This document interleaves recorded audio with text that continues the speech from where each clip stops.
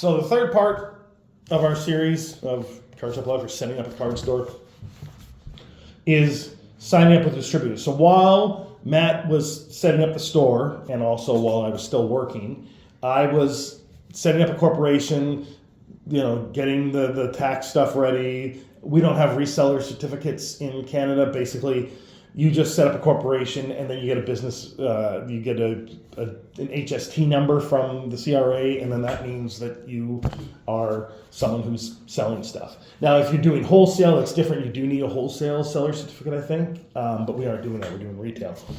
So then I set up the corporation, and obviously I needed that to sign the lease. And then once we moved into the store, I started signing up to the distributors, but you got to wait on that until some of the store is done so you can show them that it's a physical location.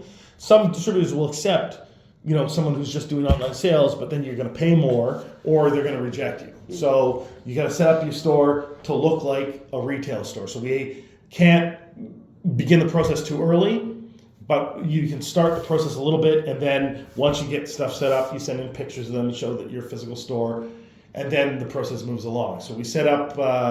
the first distributor I signed up with wasn't the first one to send us product. It was actually the second one. It was Games Workshop. Basically, it was super easy with Games Workshop. Like they're just ready to go and ready to send you stuff. So we got stuff. What month was it? Was it June or July? It was June.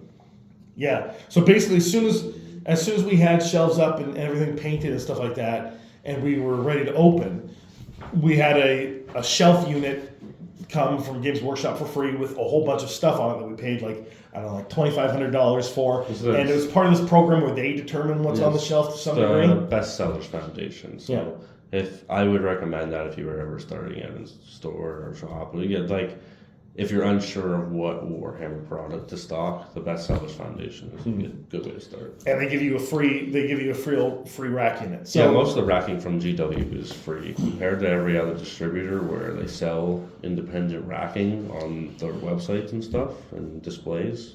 GW will send you all that stuff for free. Yeah, it's an upside, and they'll even update their stuff. Like they're sending me updates for our paint racks because the paint racks that they gave us, they know aren't a long-term fix for what they have. So So how long did we have that? That was the only thing in the store was the Games Workshop stuff. Probably a month. Yeah, probably a whole month. We just had only Games Workshop stuff.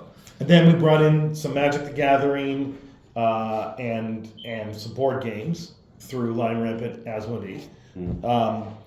And then I signed up to Prince to bring in a little bit of Pokemon and Yu-Gi-Oh! I brought in one box of Yu-Gi-Oh! And I think we've almost sold all the boosters out of that one box. Yeah, so we'll probably have a few left. But. So Yu-Gi-Oh! Was kind of a whiff. Anyway, so the first month we were open, but all we had was Warhammer. And we were still kind of setting stuff up, but it was pretty much set up. But 0 customers for the first month, right? Yeah. And then it was August 18th was our town festival called Potato Festival, and that was the first time a customer showed up, or were there customers before that? No, there may be a customer like the week before that, but but that's mostly when we got a lot of people, or a lot of even our regulars to this day came in on that day. Yeah, and it was sort of, I guess, a soft opening where people, I guess, discovered us for the first time. And then even to this day, there's people like, oh, we didn't even know this was here, and then we found this place. And it kind of just happens on its own as long as you set up. So we're talking about the distributors, but at the same time, you should be setting up Google Maps, a Facebook, an Instagram, a YouTube channel, and is there any other social media? I mean, a TikTok, if you we actually do get traffic from TikTok. I think there's one single video that your sister made, and we get traffic from TikTok. So you should set up a TikTok as well,